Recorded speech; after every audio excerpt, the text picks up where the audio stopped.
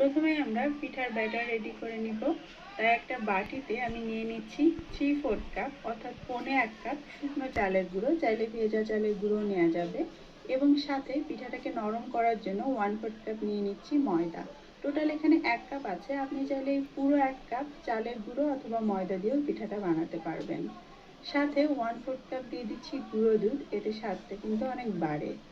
Half cup দিয়ে দিচ্ছি চিনি, চিনির পরিবর্তে আপনি চাইলে স্বাদ মতো গুঁড়ো ব্যবহার করতে পারেন। এবারে এতে আমি 1 চা চামচ দিয়ে দিচ্ছি বেকিং পাউডার, 1/4 চা চামচ দিয়ে দিচ্ছি বেকিং সোডা, এতে পিঠাটা অনেক তুলতুলে হয়, এবং সেই সঙ্গে 1/4 চা চামচ দিয়ে দিলাম লবণ।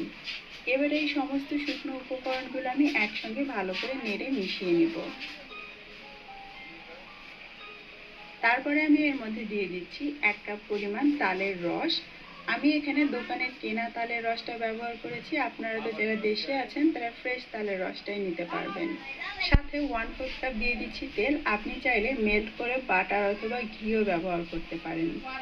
একটা ডিম দিয়ে দিচ্ছি, যারা ডিম দিতে চান না তারা ডিমটা স্কিপ করে একটুখানি তালের রস বেশি দিয়ে দিবেন, এবং সেই সাথে 1/3 কাপ দিয়ে দিচ্ছি নারকেল কোড়া।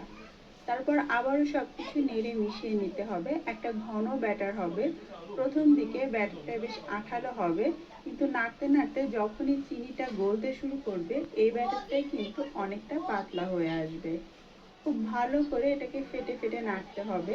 এই যে দেখতে পাচ্ছেন এই রকমের ঘন হবে আমাদের ব্যাটারটা।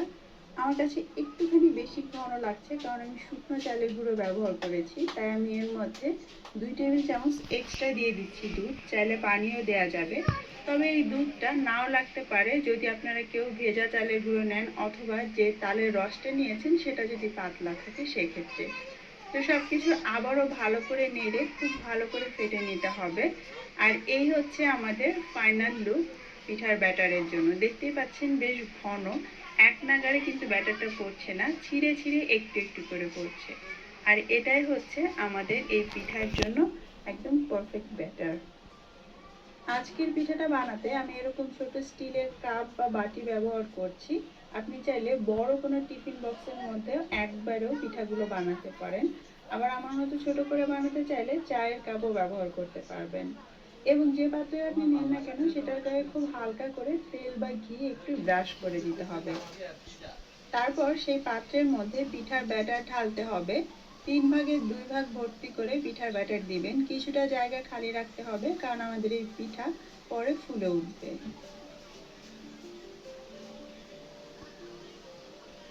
আপনারা চাইলে এই পিঠাটা ওভেনে বেক করেও নিতে পারেন, তবে আজকে আমি ভাপে পিঠাটা তৈরি করব। তার জন্য আমি একটা স্টিমার নিয়েছি, যদি না থাকে সরাসরি একটা স্টিলের প্লেটের উপরে এই ছোট ছোট বাটি বা কাপগুলো সাজিয়ে নিতে পারেন।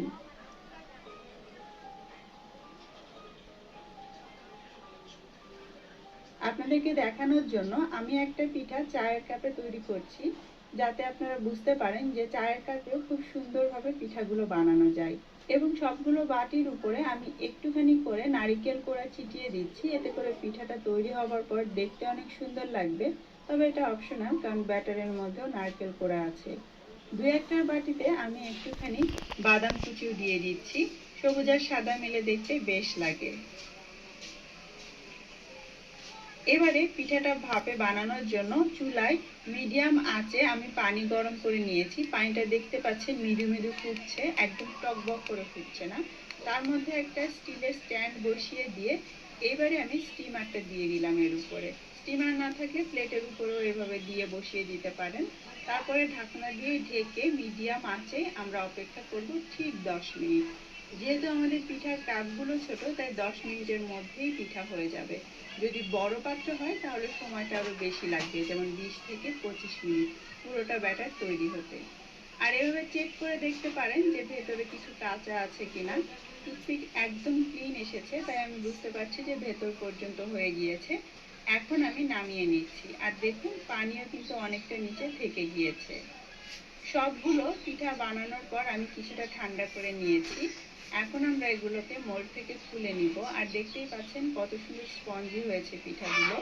পিঠাগুলো খোলার জন্য বাটির চারপাশে একটা ছুরি বা চামচ দিয়ে এইভাবে একটু চালিয়ে নিতে হবে। তারপরে কাপটা উল্টে ধরলেই পিঠাটা খুব ইজিলি বের হয়ে আসবে। আর দেখুন কত সুন্দর দেখতে হয়েছে।